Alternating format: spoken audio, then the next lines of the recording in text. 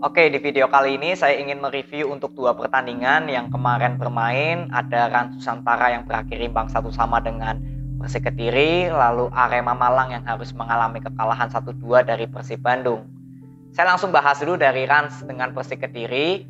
Sesuai dari preview yang kemarin saya berikan, bahwa saya ingin melihat starting line up yang diturunkan dari coach Rivaldo Alves. Karena ini kan laga debutnya ya bersama Persik Kediri. Dan ternyata dari line up yang diturunkan ini cukup menarik untuk saya karena Faris Aditama kembali lagi dipercaya sebagai starter, Arsyad bermain sebagai target man, Abioso di kanan, Renan Silva, Arthur Irawan dan juga Rohichan. Rohichan dikembalikan lagi ke gelandang bertahan ya. Dan di sini ada Fafa dan Dani Saputra yang saya baru melihat performnya di pertandingan kali ini. Lalu ada Arthur Felix dan juga M. Rivaldi. Jadi artinya dari line up yang diturunkan memang cukup menarik ya, karena ada beberapa eksperimen lah kalau boleh dibilang dilakukan oleh Rivaldo Alves. Karena berbeda dengan susunan pemain yang biasanya diturunkan di pelatih-pelatih sebelumnya ya, Saragih maupun Coach Javeroka. Nah, lalu kita langsung bahas di babak pertama, bagaimana Persik Kediri langsung menekan. Sudah ada peluang gol yang tercipta dari Faris, dari Arsyad dan juga dari Abioso. Dan ini yang saya katakan bahwa kekuatan Persik Kediri ini sudah mulai terlihat di sektor sayapnya. Saya sudah bahas ini kalau nggak salah di 3 pertandingan terakhir ya, bahwa sektor sayap inilah Persik Kediri sudah menunjukkan ketajamannya. Walaupun memang Yones Pahabol di sini nggak bermain, tapi Faris Aditama yang saya sudah bilang, Faris Aditama ini pemain yang memiliki visi misi yang cukup bagus. Saya sudah pernah bahas cukup lama ya video tentang Faris Aditama. Jadi terlihat jelas visi misinya oke, banyak memberikan passing-passing yang cukup bagus, nggak memaksakan crossing-crossing yang nggak jelas, karena kita tahu ya target man-nya Arsyad nggak mempunyai body yang cukup tinggi, jadi bermain bola-bola bawah dan itu terlihat cukup efektif. Lalu peran Renan Silva di pertandingan kali ini, artinya 3 pertandingan secara berturut-turut, bagi saya ya, menurut saya ini sudah ada perkembangan yang cukup bagus. Bagaimana Renan Silva terlihat mencoba mengubah gaya permainannya yang tadinya seperti kurang aktif ya, lebih untuk aktif. Terlihat berapa kali menjemput bola sampai ke belakang, aliran-aliran bolanya cukup bagus, dan passing-passingnya sebenarnya cukup bagus juga ya, cukup akurat dan mengerikan kaki kirinya. Jadi sudah mulai terlihat kontribusi dari Renan Silva, walaupun memang belum terlalu signifikan banget. Dan artinya kalau Renan Silva bisa menunjukkan perform yang meningkat terus, maka kreativitas penyerangan dari Persik Kediri gak hanya mengandalkan sektor sayap. Karena kan selama ini saya selalu bilang sektor sayap Persik Kediri ini sudah mulai menunjukkan peluang-peluang gol ya, menciptakan peluang gol. Tapi nanti Renan Silva kalau sudah mulai bisa merubah cukup tinggi gitu ya, berpengaruh cukup signifikan, ya lini serang Persik Kediri nggak hanya mengandalkan sektor sayap, tapi sektor tengahnya juga sudah hidup lagi, sama seperti di musim lalu. Ini yang saya harapkan dari Renan Silva, makanya saya fokus di Renan Silvanya dulu. Lalu untuk lini pertahanan ya, walaupun memang kemasukan 1 gol dari Makan Konate, artinya Persik Kediri belum pernah clean sheet ya, kecuali kemarin lawan PSM Makassar 5-0. Tapi memang di pertandingan kali ini di babak pertama itu curah hujannya cukup tinggi. Dan lapangannya itu sudah nggak kondusif menurut saya untuk dilanjutkan di babak pertama. Kecuali kalau babak pertama menyisakan 3 menit, 4 menit ya is oke lah. Itu aja masih termasuk nggak boleh ya harusnya. Ini masih menyisakan 15 menit tetap dipaksa suruh main. Alhasil ya ketika pemain Persik Kediri maupun Rans mendapatkan bola, harus bolanya diangkat dulu ya agar nggak terapung di atas genangan air. Lalu ada shoot-shoot yang dilakukan oleh kalau nggak salah Arsyad atau Faris gitu. Shoot memang nggak terlalu keras, tapi karena ada genangan air di area gawangnya kipernya Rans, jadi bolanya berhenti. Itu terlihat. Lalu yang kedua ada momen ketika bola itu harusnya out, tapi karena ada genangan air jadinya nggak out. Makanya Rans Nusantara bisa mendapatkan bola. Ya inilah bukti-bukti bahwa sebenarnya di pertandingan kali ini juga saya nggak setuju dengan wasit untuk melanjutkan pertandingan, karena ini merugikan untuk kedua tim. Menurut saya nggak bisa memaksimalkan skema permainannya. Boro-boro kita ngomongin skema permainan, dribbling bola aja perlu pengorbanan gitu loh untuk menghindari genangan air. Ya tapi ya itulah yang terjadi di wasit kita lah. Nggak tahu gimana pemikirannya, padahal saya melihat kalau nggak salah Adi Setiawan sudah protes ya untuk berhentikan pertandingan dulu karena genangan airnya sudah terlalu parah. Jadi babak pertama walaupun Makan Konate bisa membuat keunggulan untuk Rans, tapi setelah genangan air sudah cukup banyak, saya sudah nggak bisa mengamati lebih dalam lagi bagaimana skema permainannya. Jadi kita langsung loncat ke babak kedua. Di babak kedua, Arthur Irawan langsung diganti oleh Bayu Otto. Dan saya jujur sampai sekarang masih nggak ngerti kenapa Rivaldo Alves masih memainkan Arthur Irawan. Saya sudah berapa kali bilang bahwa Arthur Irawan kalau mau dimainkan ya menit-menit akhir, kondisi Persik Kediri sudah menang, is okay lah, nggak masalah. Walaupun kapten pun ya harus berjiwa besar lah, karena masih ada pemain yang lebih baik daripada Arthur. Makanya saya sebenarnya pengen memberikan pesan ini kepada pelatih Rivaldo Alves, bahwa harus profesional. Sebagai pelatih harus profesional. Kalau misalkan pemain tersebut minta main tapi nggak masuk pada skema permainannya, ya lebih baik ditolak. Jangan dipaksakan pemain tersebut sudah pengen main tapi nggak masuk skema, akhirnya dimainkan, ya nanti akan merusak citra Rivaldo Alves sendiri, pelatih dari Persik Kediri sendiri. Makanya yang saya salahkan jika terjadi hal-hal seperti ini ya bukan kepada pemainnya, tapi kepada pelatihnya, harus bersifat profesional. Untuk apa ngelatih kalau nggak punya jiwa profesional gitu loh. Ini pesan saya sebenarnya yang kemarin saya bilang di video Persik Kediri lawan PSM. Langsung kita lihat di babak kedua, ketika adanya pergantian pemain, Abioso digantikan oleh Yohanes Pahabol, lalu ada Jenderson masuk menggantikan Arsyad. Artinya memang Persik Kediri berusaha untuk lebih menekan ya, mencari gol. Tapi memang sebenarnya di babak kedua peluang-peluang yang tercipta dari Persik Kediri ini nggak seperti di babak pertama lagi. Karena apa? Karena Rans Nusantara bermain lebih cenderung ke defense atau lebih slow. Jadi nggak terlalu bermain terbuka lagi seperti di babak pertama. Edo atau Adi yang di babak pertama sering melakukan overlap, di babak kedua justru hanya beberapa kali aja untuk membantu overlap. Jadi lebih ingin menahan kedudukan 1-0. Dan tentunya ini memang belum aman untuk Rans bermain cenderung lebih pelan ya, karena masih unggulnya 1-0. Dan akhirnya Fafa bisa menciptakan gol pada menit ke-81. Itu gol debutnya Fafa ya, di pertandingan kali ini langsung bisa menciptakan gol. Saya langsung nonton, jadi cukup luar biasa bagaimana selebrasi dari Fafa yang terlihat sangat emosional ya. Kalau benar ini pemain asli Kediri ya, kalau nggak salah ya. Jadi terlihat emosional sekali itu ya, terlihat memang ingin sekali untuk bangkit untuk Persik Kediri. Jadi yang saya bisa dapatkan di pertandingan kali ini ya karena faktor lapangan yang nggak terlalu bagus ya di babak pertama, jadi memang di video ini cukup singkat, tapi intinya skema permainan dari Persik Kediri yang saya lihat sudah mulai ada perkembangan, walaupun memang belum terlalu signifikan, tapi minimal sudah ada perkembangan. Di pemain sayapnya sudah oke, tinggal konsisten aja. Lalu tinggal pemain tengahnya ya, Rivaldo Alves bisa lebih selektif dalam memilih pemain untuk dijadikan sebagai starting line up. Dan saya mengasih waktu kepada Rivaldo Alves ya dari pengamatan saya untuk 3 pertandingan ke depan. Jadi lawan Arema Malang, lalu lawan Persib Bandung ya kalau nggak salah. Lawan Barito Putra dulu, lalu lawan Persib Bandung. Jadi 3 pertandingan ke depan nanti saya hanya ingin melihat siapakah susunan pemain yang memang sudah dijadikan sebagai pemain inti atau yang selalu dipasang sebagai starting line up. Karena kalau setiap pertandingan berubah-ubah terus komposisi pemainnya, ya kalau untuk 3 pertandingan awal sih nggak masalah ya, karena Rivaldo Alves ini kan juga pelatih baru. Kita kasih kesempatan di 3 pertandingan ke depan nanti. Tapi sisanya ya tolong Rivaldo Alves bisa membuktikan starting line up yang memang penting untuk Persik Kediri ini siapa, agar sinerginya makin terbentuk, chemistry-nya semakin matang, ya hasil positif pastinya akan datang. Karena di pertandingan kali ini ya kalau jujur ya kalau saya cukup bagus gitu loh, cukup senang melihat perkembangan Persik Kediri yang sudah mulai menciptakan peluang yang cukup bagus. Memang penampilan kiper dari Rans juga cukup baik ya, tapi minimal sudah bisa memanfaatkan banyaknya peluang lah untuk menciptakan gol. Jadi sudah ada perkembangan yang cukup baik. Ya, jadi untuk Persik Kediri nanti kita akan ketemu Arema Malang, ini seru sekali ya, karena Coach Javier Roca langsung bertemu dengan Persik Kediri lagi, reuni lagi. Ini pembuktian untuk Coach Javeroka dan pembuktian untuk Persik Kediri untuk meraih 3 poin. Ini derby Jawa Timur juga ya, cukup seru nantinya pasti.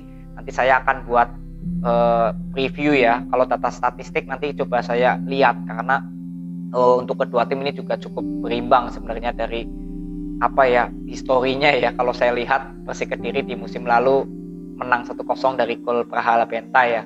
Jadi nanti kita lihat di data statistiknya untuk Persik Kediri dengan Arema Malang. Jadi ini aja video dari Persik Kediri. Tetap semangat, tetap kawal, karena ini sudah ada progres yang cukup baik menurut saya untuk Persik Kediri. Tinggal di sektor tengahnya semoga bisa lebih matang lagi, terutama di Renan Silvanya yang sudah membuktikan kontribusinya cukup bagus. Lalu next kita ke Arema Malang dengan Persib Bandung. Kalau kita berbicara dari line up yang diturunkan kedua tim, sebenarnya tidak perlu banyak yang saya komentari. Dari Persib Bandung tetap memainkan Ricky Kambuaya, Klok ya, pemain terbaiknya lah ya, bersama Rahmat Irianto. Lalu untuk Arema Malang, ini Coach Javeroka menaruh Gianzola. Artinya permainan cepat menjadi salah satu ritme permainan karena Gianzola bermain. Ini yang saya sudah katakan bahwa ketika ada Gianzola bermain, akan bermain tempo cepat. Kalau M. Rafli ya mungkin akan cenderung tempo lambat.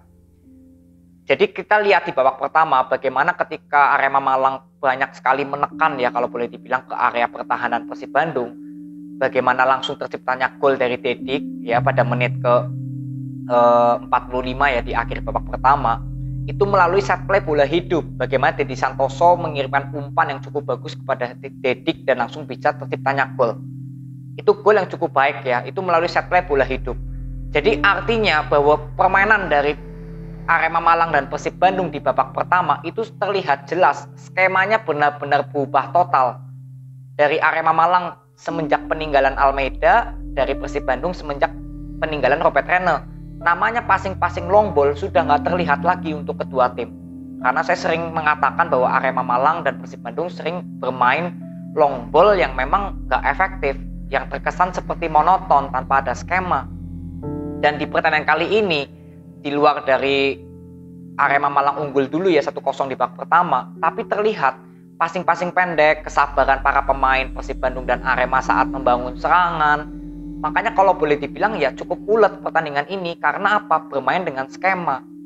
Dan skemanya juga untuk Persib Bandung lebih cenderung untuk pelan ya, karena Luis Milla saya lebih melihat bermain lebih menguasai bola possession dulu, sedangkan Arema Malang memang bermain cukup cepat. Jadi berapa kali Gianzola terutama banyak dilanggar ya, karena memang Gianzola cukup on fire kalau menurut saya di pertandingan kali ini, cukup bagus, cukup berhasil lah menjadi seorang gelandang penyerang yang bisa memberikan celah kepada Ilhamuddin Armain atau Dedi Santoso di depan. Dan tentunya proses gol dari Dedik juga ada kontribusinya dari Zola. Jadi ini peran Zola ini cukup vital menurut saya untuk penyerangan dari Arema Malang. Jadi di babak pertama Arema Malang unggul 1-0. Lalu masuklah kita di babak kedua. Di babak kedua Beckham Putra langsung bisa menyamakan kedudukan ya, menjadi 1-1. Itu pada menit ke 49 ya, menggantikan Feby Haryadi. Jadi ini debut golnya ya setelah mengalami cedera, langsung bisa membuat gol. Dan itu golnya juga melalui set play bola hidup, bukan melalui set play bola mati. Karena saya sering mengatakan Persib Bandung ini sering menangnya itu melalui Nick Wipers yang headingan atau Igbo Nevo yang melalui headingan. Pokoknya melalui set play bola mati lah semenjak di Robert Rene. Dan saya sudah pernah mengkritik, ya jangan terus mengandalkan servis-servis bola mati, tapi dari skema bola hidup. Dan di pertandingan kali ini, dari Arema maupun Persib Bandung, semuanya mencetak gol melalui set play bola hidup. Inilah pentingnya mencetak gol dari set play bola hidup, jadi nggak hanya mengandalkan set play bola mati. Jadi ketika ketika kedudukan 1-1 Arema dan Persib, di sini yang saya lihat adalah perubahan strategi dilakukan oleh Coach Javeroka. Ketika Jayus diganti oleh Adam Alis pada menit ke 59 ya, artinya setelah kedudukan 1-1. Jadi Coach Javeroka menginginkan pemain lebih menyerang, karena Adam Alis ini kan bukan gelandang bertahan, sedangkan Jayus ini kan gelandang bertahan dengan Rensi. Jadi Rensi ditinggal satu aja gelandang bertahan, sisanya Zola dengan Adam Alis lebih condong menyerang. Nah, tapi yang saya sudah katakan bahwa Adam Alis menurut saya ya sejauh ini performnya ini belum seperti menemukan permainan terbaiknya gitu loh bersama Arema. Jadi bermain di sektor kiri pun sama, bermain di sektor tengah pun sama, dan kita lihat kontribusinya selama dari menit 59 sampai akhir hanya ada 1 shoot aja dari Adam Alice, dan sisanya saat melakukan passing hampir semuanya nggak terarah, semuanya hampir nggak, passingnya nggak sampai. Jadi inilah visi misi yang kembali lagi saya soroti dari seorang Adam Alice. Bukannya saya nggak suka dengan Adam Alice, bukan, tapi saya lebih lihat tuh visi misinya untuk pemain. Bagaimana nih bola mau diarahkan kemana, tujuannya nih bola mau kemana.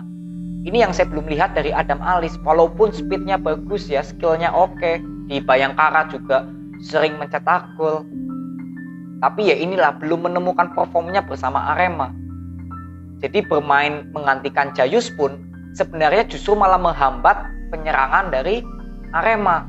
Ditambah di menit ke-67 di sini M. Rafli masuk menggantikan Gianzola. Artinya dengan masuknya M. Rafli, gelandang serang yang lebih cenderung bermain tempo lambat ya, tempo pelan, Coach Javeroka menginginkan permainan yang lebih pelan.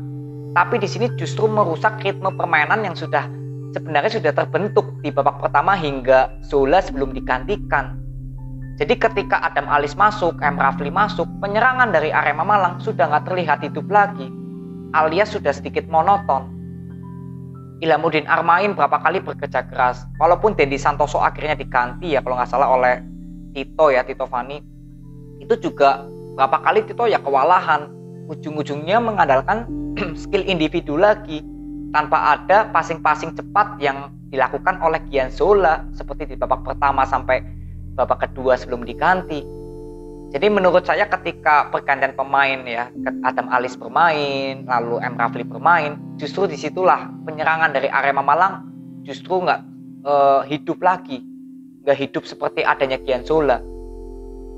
Ya tapi saya masih memaklumi ya untuk Coach Javeroka karena ini kan baru match pertama, artinya masih mencoba-coba untuk mungkin pemain-pemain yang ingin diterapkan seperti apa. Tapi memang hasilnya akhirnya TTS berhasil mencetak gol melalui set play bola hidup lagi, dan itu menurut saya Amiruddin ya kiper dari Arema, keputusannya menurut saya tidak terlalu baik ketika maju sampai ke depan. Karena apa? Karena bola itu masih 50-50. Ketika Amiruddin maju itu masih 50-50, apakah bola ini pasti didapat oleh Amiruddin apa enggak. Tapi keputusan Amiruddin tetap ingin maju, dan di situ sebenarnya sudah ada Sergio Silva yang akan meng-backup ya, karena posisinya juga masih jauh dari gawangnya Amiruddin. Jadi keputusan ketika maju inilah Amiruddin menurut saya kurang tepat. Jadi bola justru didapatkan oleh TTS dengan mudah diangkat ke atas. Tapi ini kembali lagi set play bola hidup dari Persib Bandung, yang artinya permainan dari Persib Bandung ini banyak berubah.